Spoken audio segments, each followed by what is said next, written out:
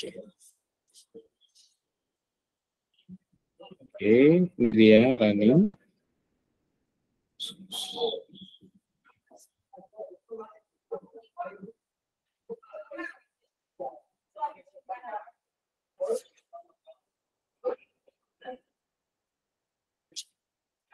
Kita ramean atau dikit ya? Kita ramai atau sedikit? Oh, ada beberapa ya.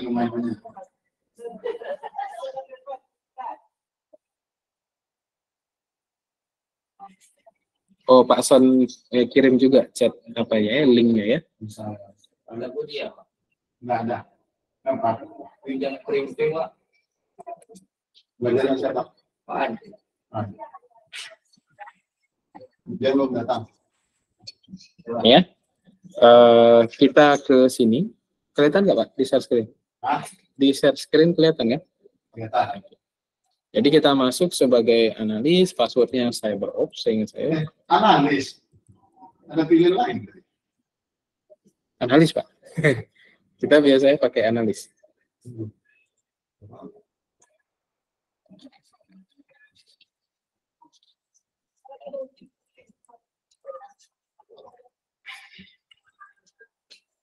Kita kembali ke sini ya. Start CyberOps, kemudian ini application CyberOps, Wireshark, di sini sudah ada Wireshark-nya. Kemudian nanti kita buka ya, kita buka file backup yang sudah ada di sini disediakan ya, namanya SQL Lab ya. Nah, ini dia, nanti isinya seperti ini ya. Oke, jadi sini kita ada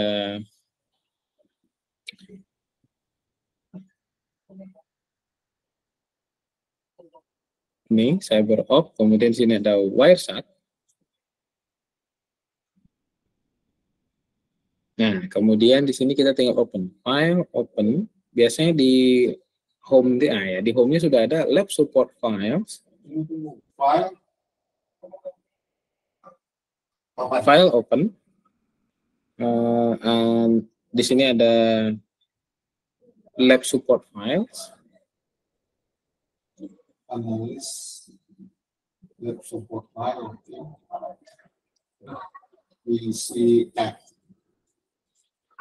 Di sini ada SQL. Nah, di paling bawah. Di lab support. Ya, lab support files. Di dalamnya ada SQL lab.py. Ini kita tinggal open.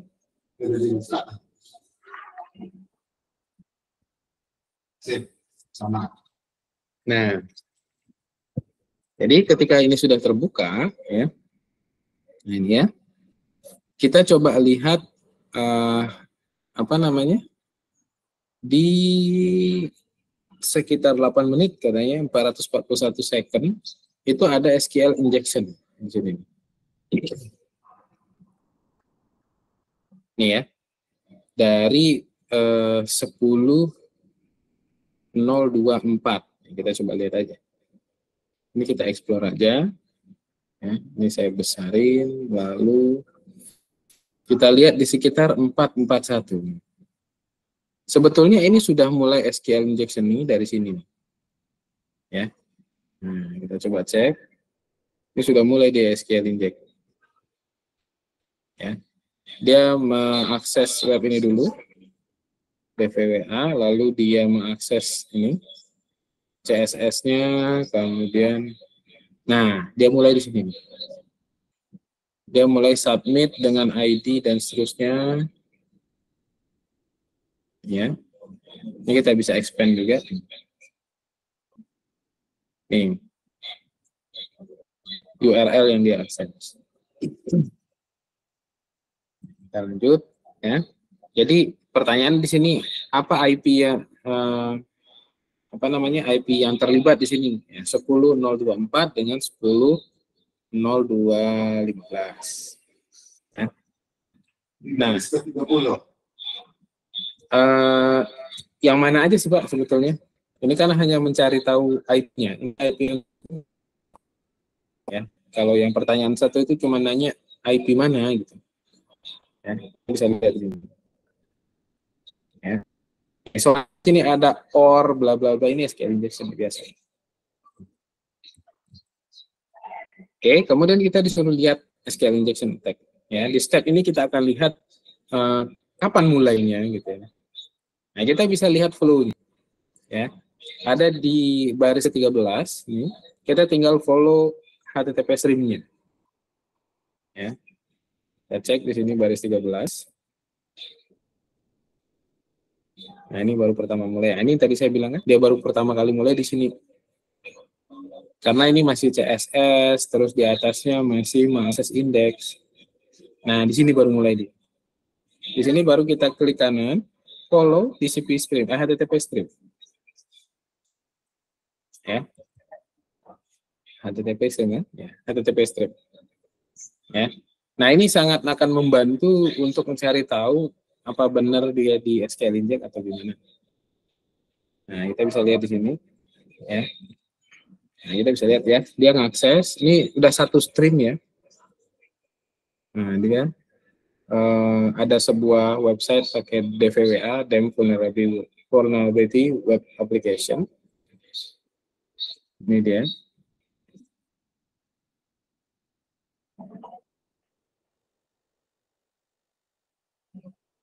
Kita kira streamnya seperti ini.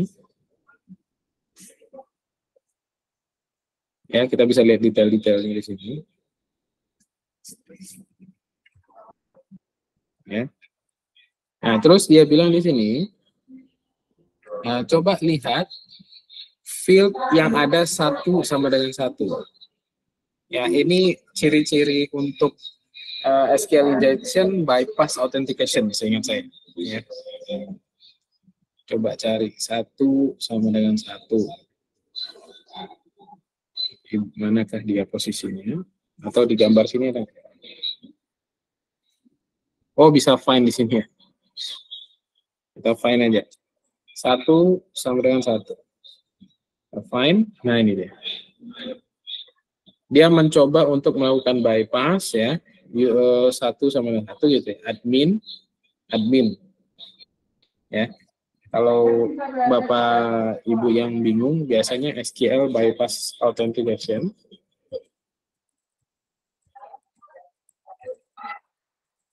Nah, biasanya memang seperti itu. Ada nggak ya di sini? Nah, nih, ya, dia pakai begini nih. Contohnya, ya. Terus pakai gini. Jadi memang ciri-ciri SQL injection bypass admin login itu seperti ini. Makanya kita disuruh cari 1 sama dengan 1. Gitu. Itu alasannya kenapa kita disuruh cari itu. Ya. Lalu, nah ini dia penjelasannya. Jadi attacker itu dia menggunakan 1 sama dengan 1 untuk user ID. Biasanya kan ID 1 itu kan admin ya. Nah, jadi dia bikin SQL statement bahwa apa namanya, yang akan login itu adalah ID 1. Maka dia akan bypass menjadi admin. Ya. Nah, lalu kita close. Ya, setelah dapat nih, kita close saja filternya. Ya. Kemudian clear saja filternya. Kita lihat yang lain, part 3. Ini di clear saja. Karena dia di filter, karena kita tadi follow HTTP stream, dia akan otomatis membuat filter. Ya. Beda. Nah, selanjutnya dia gimana gitu ya. Nah, setelah kita ketemu tadi, ya, follow HTTP stream tadi sudah ya, kemudian 1 sama 1, ini dia tadi, ya. Nah, ini query yang dimasukkan sama dia. 1, kemudian or 1 sama 1 union select. Ya, ini udah database banget ya. Ini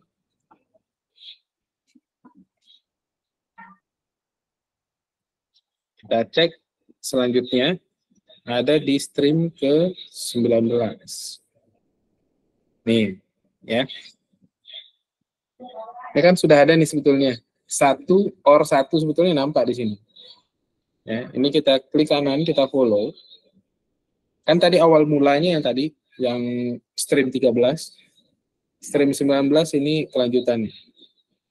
Kita cari ya, 1 sama dengan 1. Nah ini, inilah SQL statement yang dia berusaha untuk masukkan. Untuk dia bisa melakukan injeksi SQL. Ya. Itu dia. Ini ya, gitu.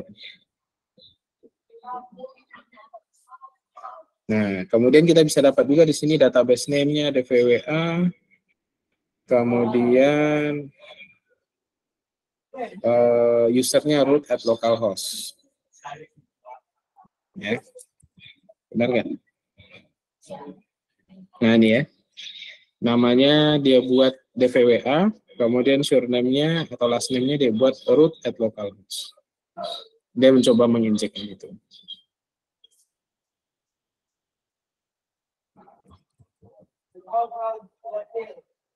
Oke. Part 4 ya. Nah, kemudian si attacker itu continue ya, melanjutkan serangannya. Nah, kita lihat di 22, kita follow lagi katanya. Kita cari lagi 1 sama dengan 1 tadi. Oke, kemudian di search box ya dia. Nah, dia nanya nih, version MySQL-nya berapa pertanyaannya? Bisa dapat nih 5, 7, 12. Kita coba lihat. 22. Ini kita follow lagi. Dia pasti menggunakan ini kan ya, kuncinya. Nah, ini kita bisa lihat bahwa version ya itu adalah 5, 7, 12 Ubuntu ya. Ubuntu ya. Jadi begini kira-kira, ini dia bisa lanjutkan terus nih. Ini tadi cari username, kemudian cari database name, sekarang cari database version dia ya. MySQL 5, 7, 12. Nah, kemudian dia mencari tabel nih sepertinya ya. Nah, kita coba lihat. Dia masih melanjutkan serangannya, kemudian di 25 kita bisa lihat di sini ini kan 22 tadi ya. Ya, respon ini mulai lagi di sini nih, ya kan? Kita bisa lihat nih kan, get kita bisa lihat. Ya, mungkin Bapak Ibu tadi bingung ya. Kok 25 tahu dari mana? 22 tahu dari mana? Ini aja lihatnya. 19 lihatnya dari sini. 16 di sini ya. Jadi kita bisa lihat dari situ. Nah, kita di 25 nih. Kita follow yang 25 ini. Waalaikumsalam. Kita lihat yang 25 ini ya. Kemudian 1 sama dengan 1 masih attacking. Ya. Nah, dia mencari table information, ya kan? Ini udah mulai dia dapatkan data. Ada admin, ya. Brown, siapa lagi nih? Smith, ya. Kemudian, iya, macam-macam lah ini ada. Oh, ini sama char setnya juga kelihatan, karakter setnya. Terus kolomnya ada file juga. Oh enggak, ini surname-nya dibuat files. Ini semua isi tabelnya nih. Nah, kita bisa dapatkan isi tabelnya. Ini kalau di sisi attacking-nya, kalau penasaran nanti saya demokan di akhir. Ya. Jadi di sisi attacker-nya bisa melihat semuanya. Dia tetap menggunakan 1 ya. Kemudian OR 1 sama dengan 1 karena ini kunci dia bisa nginjek tuh di situ. Nanti parameter belakangnya apa yang mau dia cari, nah dia bisa dapatkan. Ini ceritanya cari first name sama surname ya. Sepertinya gitu. Kita coba cek di lab. Ya. Nah, ini kan first name, surname, ini dia cari. Nah, kemudian dia bisa lihat juga di sini ya. dari information schema, tabel-tabelnya ada apa aja? Oh, ada tabel user. Ya. Nah, tabel user ini akan dia manfaatkan nanti untuk cari username dan password. Kita lanjut. Ya, kita lanjut stream berikutnya. Ini kita clear. Stream berikutnya tadi 25 ya. 28 nih. Ya. Kita follow lagi.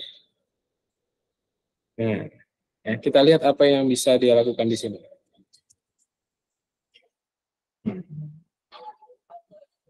Nah, betul kan? Setelah dia dapat, oh ada tabel user. Ketika dia tahu ada tabel user, dia select tabel user itu untuk mencarikan username dan password. Maka dia ketemu admin, ini ya. Kemudian ada user lain nggak? Oh nih Pablo ya, Pablo Picasso. Lalu siapa lagi? 1337 bukan? Ini, ya 1337. Ini hash password ya sepertinya. Ini Pablo itu passwordnya ini kira-kira begitu. Nanti di decrypt, di apa? Di decrypt ya betul. Di encrypt kan dikunci ya. Nah, ini kita coba lihat delete-nya. Nah ini ya, 1337 kan. Nah, user itu punya hash-nya ini dia 1337. Ya. Apa kalau mau di decrypt coba aja dicek. Nah, contohnya pakai website ini katanya ya. Sebetulnya ini banyak nih MD5 hashing ini banyak. Nah, ini bisa dapat passwordnya Charlie. Nah, ini kita melihat bagaimana SQL injection itu terjadi di network ya. Jadi kita analisis gimana dia gitu. Jadi kalau nyerangnya begitu, kira-kira di network seperti apa? Seperti inilah dia. Kita bisa lakukan analisis ya. CyberOps sekali lagi lebih banyak ke analisis ya. Ini lab kedua. Mungkin supaya kebayang saya coba cek lab saya terbuka apa enggak ya. Kalau terbuka kita bisa pakai itu untuk simulasi.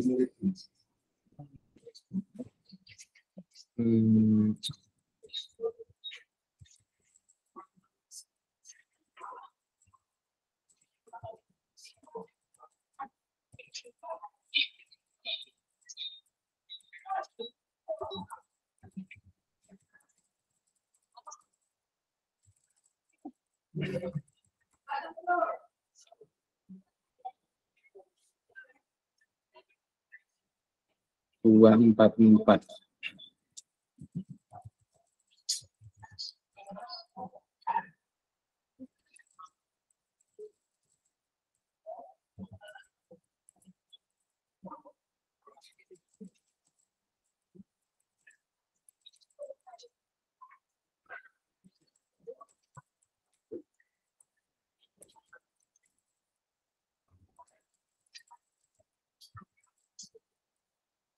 Wah, harus di stop.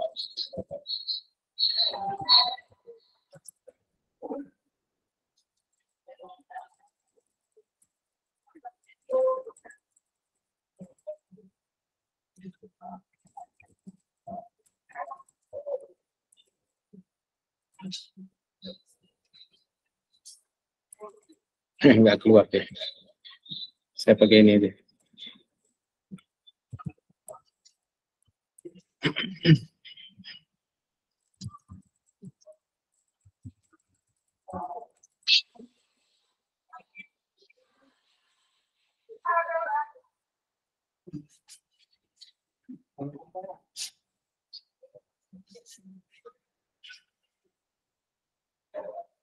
Debian.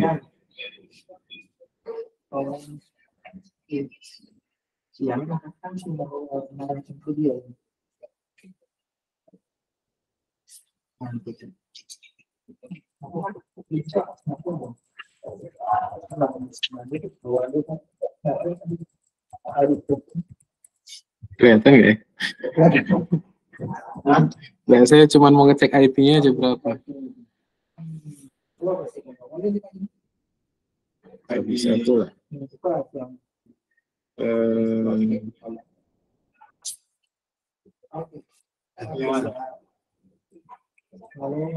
Di situ nggak kelihatan kan gitu.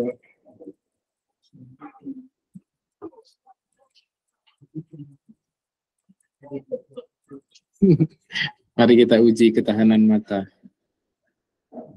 103. Oke, aman Pak. Saya tes ya.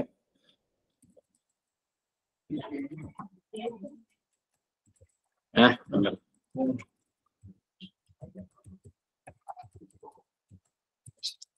Kalau yang kayak gitu harus diedit dulu.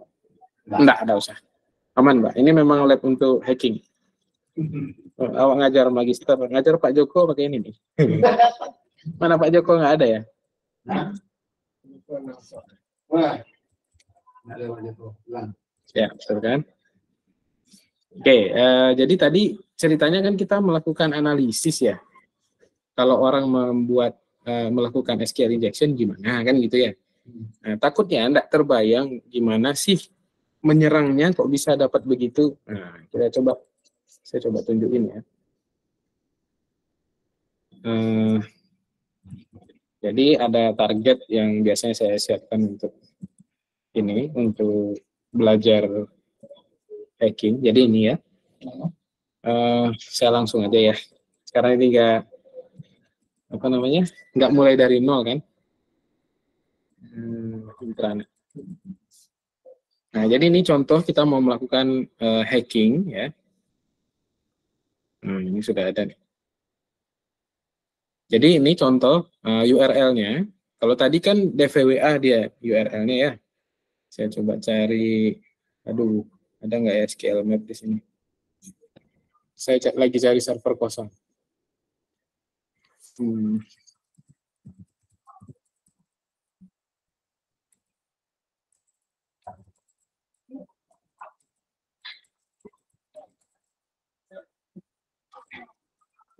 Diganti. Jangan-jangan diganti anak-anak. Apa ya? Diganti anak-anak bimbingan jangan-jangan.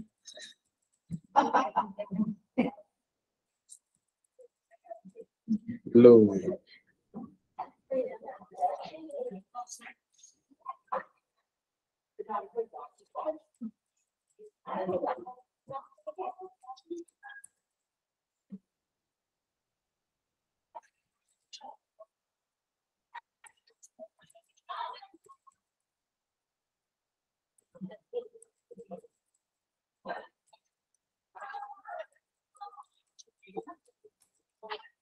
Oke, ini contoh. Ini punya anak bimbingan nih biar aja.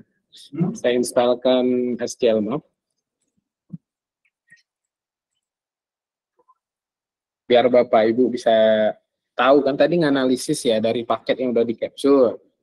Terekamlah begini, begini, begini. Nah, sebetulnya yang dilakukan sama hackernya gimana? Gini, ya. Jadi ini ada contohnya website yang mau dia SQL injection kan. Nah, maka dia melakukan seperti ini. Ini pakai SQL Map aja biar gampang ya. Nah, URL-nya ini. Nah, pertama sekali itu dia akan mencari tahu database-nya. Ya kan? Nah, maka dia bilang di sini kemungkinan kalau nggak Postgre katanya MySQL. Kemudian dia mencari parameter yang bisa diinjek. Kalau yang tadi parameter yang bisa diinjek username password kan ya. Nah, ini dia cari. Nah, yang dapat page ID katanya ini vulnerable. Oke. Maka dia dapat lah nih ada database ini, database ini, database ini, database ini gitu. Jadi sebetulnya yang dilakukan seperti itu. Kemudian dia cari nih. Saya mau pakai database web. Cari tabelnya. Nah, gitu. Sama kayak yang begini tadi, Bapak Ibu, ya. Jadi step by step kan tadi dia. Nah, nih mana dia? Cari tabel gitu. Setelah cari tabel, baru dia masuk ke tabel itu, baru cari password kan gitu ya. Cari kolom dulu sih sebetulnya. Kolom nanti pakai kolomnya itu cari passwordnya di dalam itu. Begini, dia dapat, oh ada tabel user, sama nih ya. Nah, lalu Nah, ini ya. Pakai tabel user itu. Cari kolomnya. Nah, jadi SQL injection seperti itu. Oh, dapatlah ternyata di database web ada tabel user yang kolom-kolomnya ada username, email, password, nama, dan ID. Maka dia lanjutkan. Nah, jadi kita nganalisis itu tadi gitu satu-satu. Sampai nanti mencari, misalnya pasti username dan password yang dicari ya.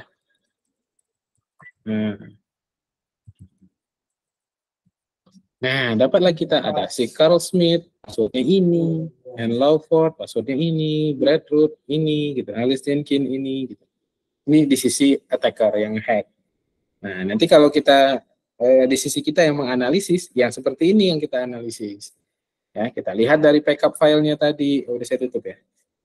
Kita lihat dari Wireshark tadi. Oh, dia mendapatkan apa? Kok saya tutup ya? Harus saya buka lagi. Tadi asumsinya udah selesai mungkin. Oke, saya open lagi. Ini kan. Nah, maka kita bisa lihat nih, ini kira-kira step-stepnya tadi tuh Pak. Belum. Di sini dia mulai tuh. Nah, dia mulai di sini kan, makanya 13 tadi, kemudian 16, ngetes ya. Kemudian 19, dia lanjutkan. Ya, ke sini 22.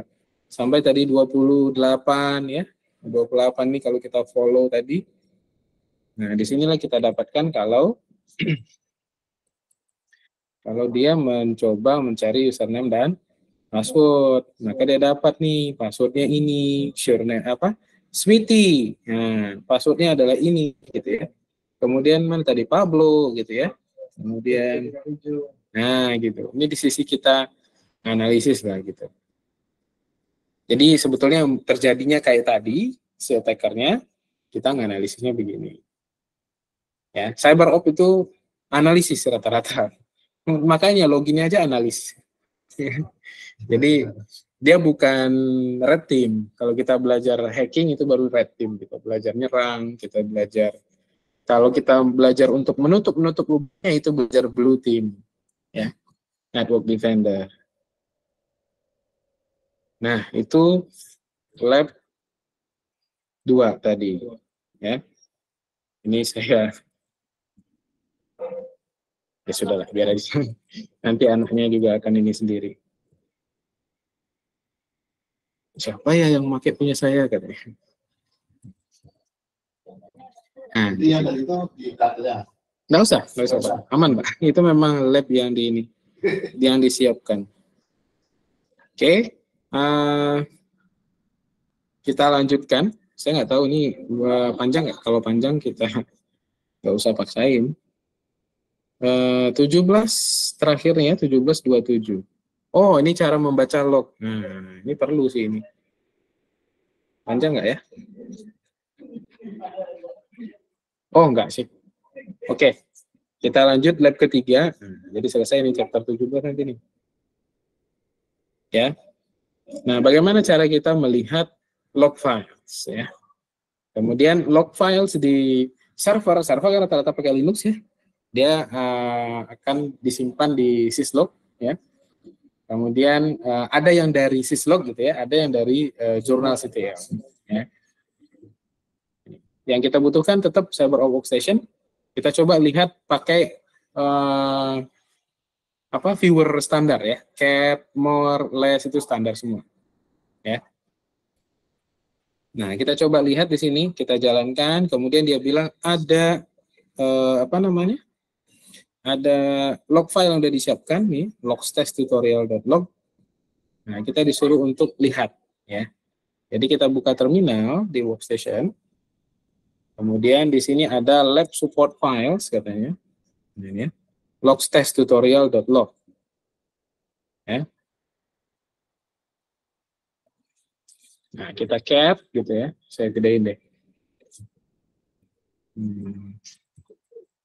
Ya. Lab support files. Nah, ini ya. Nah, kayak gini hasilnya ya. Jadi malah nggak enak lihatnya. Terlalu besar. Nah, gini lah. Jadi ini kalau kita mau lihat filenya. Dia akan dari atas sampai bawah. Kalau panjang ya susah kita. Ya, maka muncul tool satu lagi yang bisa nahan layar, itu more. Ya. Kayaknya itu yang mau diajarin. Coba saya cek lagi. Sudah. Ya. Nah ini, kalau kita pakai cat katanya, yang awal-awal nggak kelihatan. Kenapa? Karena dia langsung ke bawah. Maka coba gunakan more, kan gitu ya. Ini basic Linux banget nih. More, lab support files, kemudian log test. Ya. Nah, maka dia akan break per page ya. Nih. Selesai itu page berikutnya. Selesai dibaca page berikutnya gitu ya. Nah, kemudian kita bisa gunakan less ini untuk melihat ya. Dari terminal yang nih, kalau misalnya kita pakai cat more gitu ya. Nah, kalau less dia ini ya. Bisa more less itu bisa dipakai untuk melihat page per page gitu ya. Jadi bisa melihat ini sama sebetulnya hasil outputnya nggak kelihatan nih, nggak kelihatan perbedaan sih more sama less. Ya, nah itu. Ini bisa page per page sama. Tapi less itu kita bisa sambil ada komen tuh. Ya, sambil ada ininya lah, ada komen-komennya lah. Nah, kalau mau keluar pakai Q. Kalau more tadi kan spasi terusnya dia keluar langsung. Nah, kemudian ada head, ada tail ya. Nah, ini kalau tail itu dia pakai dia baca dari yang paling bawah.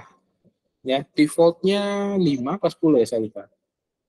Ya, ada tail, ada head nggak diajarin nggak? Enggak ya. Nah, ini kita bisa lihat. Contoh, saya mau lihat baris pertama saja, itu saya bisa pakai head. Ya, head, lab support files, log stats. Ya. Nah, yang dia tampilkan hanya berapa baris nih?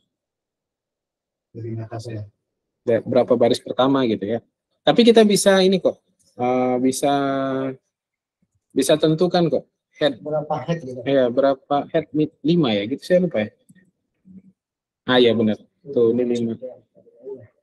Jadi seperti itu. Tapi ini yang atas. Tapi kalau kita pakai tail itu ekornya doang, ujungnya doang dari bawah. Nah defaultnya kayaknya 10 sama, ya. Tapi kalau mau tampilkan 3 baris terakhir sama kayak tadi sepertinya ya. Tail min 3. Nah dia hanya nampilin 3 yang pertama. 1, 2, 3. 3 terakhir, sorry. Kalau head min 3 berarti 3 pertama. Ini dia ngajarin komen-komennya masih. Ya. Mana tahu nggak terbiasa dengan Linux. Nah, kemudian ini contoh, kita akan melihat log tapi secara aktif. Jadi dia melihat, dia menggunakan tail, tapi dia akan tahan tail itu sehingga nanti kalau ada entry baru langsung keluar. Ya. Nah ini kalau di sini nggak kelihatan sih sebetulnya. Ini ya, misalnya saya tambahin min F, ya, dia nahan nih. Jadi kalau ada log baru nanti keluar thread, gitu. Keluar thread langsung keluar dari bawah tuh. Dia ditahannya di situ. Jadi itu bisa secara real time. Saya bisa cekkan ke sini nggak ya?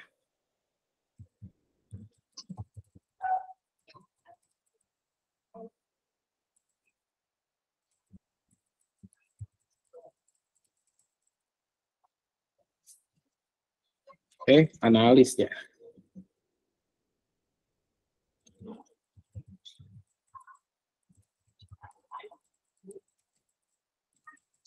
Nah, misalnya saya gunakan gitu ya.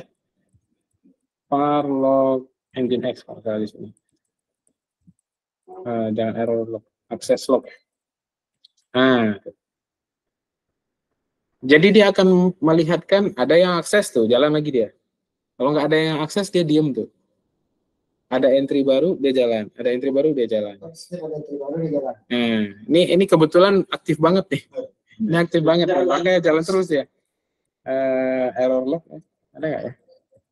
Tapi nggak ada, nggak tahu ya, nggak ada error. Tapi jadi kalau begini dia ditahannya, ketika ada error baru yang muncul keluar di bawah, gitu. Jadi kita nggak langsung keluar, itu aja bedanya. Ya, jadi opsi min-F ini digunakan untuk dia bisa menahan, gitu ya, atau bisa dibilang aktif. Kita melihatnya secara aktif. Ya. Oh, diajarin, oke. Gini, ternyata ditunjukin. Ya, saya pakai tail min-F untuk lihat ini. Lalu saya buka file baru, terminal baru, kemudian, nah saya echo nih ke file itu, ya. Saya echo ini log baru yang akan masuk, gitu misalnya ya. Kemudian dimasukkan ke lab support files, log test tadi. Nah, jadi ini posisinya begini, berhenti kan ya. Tapi ketika ada yang baru seperti ini, nah di sini keluar. Nah, ini keluar baru, gitu. Itu dia menunjukkan begitu.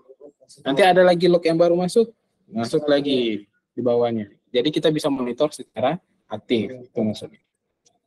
Ya. Nah, kemudian part 2, ya. Karena penting gitu ya, sebetulnya secara bawaan itu sudah ada syslog, ya, yang didesain untuk dia memang melakukan log lah ke server gitu ya. Nah, jadi kita bisa kirim log yang ada di server itu ke syslog server, ada lagi syslog server, ya. Jadi apapun lognya bisa dikirim ke syslog server, itu memang khusus untuk menampung log aja semua, gitu ya. Nah, di sini contoh kita bisa lihat rotasi dari syslog. Jadi syslog ini sudah ada, kemudian ada dia akan jalan terus, ketika sudah dia akan berikan nomor-nomor di belakangnya, ya. Nah, contoh kita coba pakai cat untuk melihat syslog titik 1 gitu. Ya. Ini saya keluarkan biar gak bingung. Ya, kita lihat var log syslog. Nah, ini syslog ini kan banyak nih, tuh 1, 2, 3, 4. Dia akan nambah ketika misalnya selesai dia ada konfigurasinya ya, berapa besar, maka dia akan rotasi, atau rotasi per hari juga bisa. Kita coba lihat yang syslog 1. Nah, ini. Ya. Jadi ini log-lognya ya. Nah, sama nggak ya? Oh, beda ya. Ya pasti beda-beda dong. Karena apa yang terjadi pada CyberOp yang ini akan beda dengan yang lain. Nah, ini contoh ya, kita bisa cat yang syslog 2, syslog 3, syslog 4, itu bisa kita lihat semua. Ya. Nah, jadi dia akan nge-record dan nge-store date time, kapan dia ada event itu kapan, kemudian dia akan synchronize clock. Makanya synchronize clock itu penting. Contoh ini syslog 1, kemudian saya cek syslog 2, ya. Bapak Ibu bisa lihat ini 8 Maret. Kalau yang syslog 1, 20 April. Ya. Kemudian syslog 3 misalnya, ini 6 Maret. Ya, syslog 4 dan seterusnya. Jadi dia memang membuat rotasi lah gitu ya. November, 29 November. Ya. Nah, kemudian selain syslog ada jurnal CTL ya. Nah, ini kan di Linux baru kan sudah pakai jurnal semua nih, ya. Jadi ada jurnal D Daemon ya namanya, yang akan melakukan logging terhadap event-event yang ada di servicesnya dia. Kalau kita mau baca langsung, itu tinggal jurnal CTL. Kayak gini aja. Nah, kita bisa langsung lihat event-event yang terjadi. Ya. Ini 22 Maret nih kapan ya? Sekarang ya? Oh enggak. Oh, ini mulai dari 20 Maret ya. Nah, mulai dari 2020 Maret dia sudah melakukan logging ya. Ini contohnya. Nah, kalau mau keluar tinggal Ctrl C.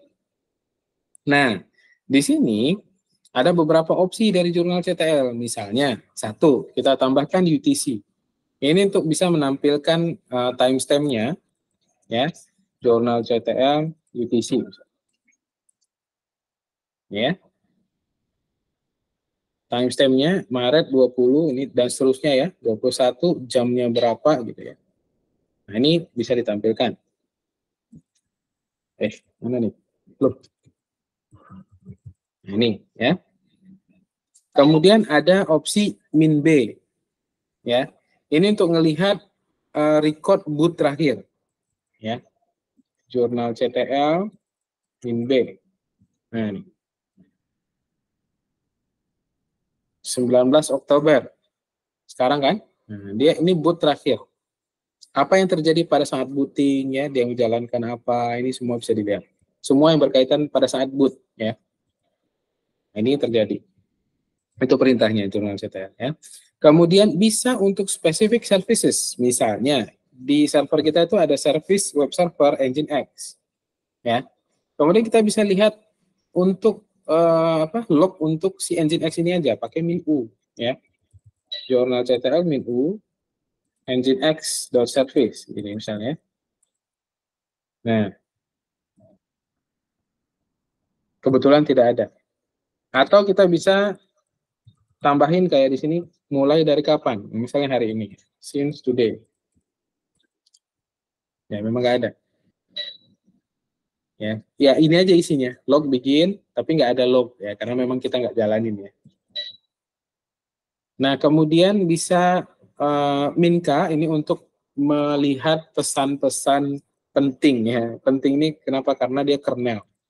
Minka ini kernel. Ya. Oh, sorry. Saya belum pakai sudo ya. Oh ya. Berarti yang tadi ada nih muncul nih. Nah, nih. Lihat service Nginx lognya hari ini. Oh, memang nggak ada juga. Ya. Ini di kernel ya. U itu untuk specific services ya, misalnya Nginx. Kalau ada service Apache, Apache gitu. Nah, ini F ini kayak tadi ya, actively. Ya, jadi dia akan diam, nahan, kalau ada log baru dia akan jalan. Ya. Tinggal sudo jurnal CTL min F. Nah, ini untuk melihat. Jadi nanti kalau ada yang baru lagi, misalnya ya, dia akan muncul lagi di bawah. Dia nahan. Nah, untuk keluarnya bisa control C seperti biasa. Nah, habis labnya. Kira-kira begitu. Ini untuk bagaimana cara membaca server, log server. Gitu. Nah, itu lab kita hari ini ada 3 ya. Tadi yang pertama Wireshark membaca DNS. Kemudian yang kedua untuk melihat log atau bagaimana cara membaca traffic ketika ada SQL injection. Yang ketiga yang ini, membaca log-log yang ada di server. Ini penting ya, ketika ada kasus, kita jadi tahu mulainya dari mana dengan cara baca lognya. Oh, log ini dia terakhir diakses oleh ini, jam segini, nanti kita mundurin gitu ya. Menganalisisnya nanti mundur misalnya. Oh, berarti sebelum itu gimana statusnya? Siapa yang mengakses sebelum itu? Jadi bisa kita runut. Ya. Nah, kira-kira begitu labnya. Mungkin itu Bapak Ibu untuk hari ini. Barangkali ada yang mau ditanyain, silakan. Kang Yayan, Pak Jaka atau Pak Wasito. Kang Yayan, Pak Jaka atau Pak Wasito, jika ada yang ditanyakan silakan. Amin. Oh, mungkin lumayan ya. Perlu latihan aja nih Pak Ketua, mengulang-ulang lagi apa yang disampaikan Pak Dosen ya. Iya Pak. Bahannya ada di itu Pak, di labnya itu Bapak download aja. Nanti instruksi-instruksinya ada di situ Pak. Di file doc-nya. Dan pernah saya share kan? File doc, file PPT kan pernah saya share. Baik Pak, terima kasih. Nanti filenya di-share kan?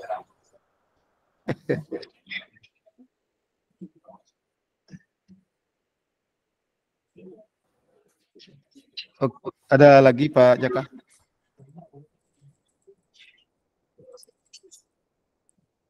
Enggak ada kayaknya. Kalau gitu kita tutup aja, Pak. Nah, kalau tak ada lagi pertanyaan, terima kasih Pak Fadli atas ilmu yang di-share pagi hari ini. Kita ketemu minggu depan. Ya Kang Yayan ya, Pak Jaka. Siap. Oke, sip. Ya. Assalamualaikum warahmatullahi wabarakatuh. Waalaikumsalam warahmatullahi wabarakatuh. Terima kasih Pak Fadli, Pak Son, terima kasih banyak. Yuk, sama-sama Kang.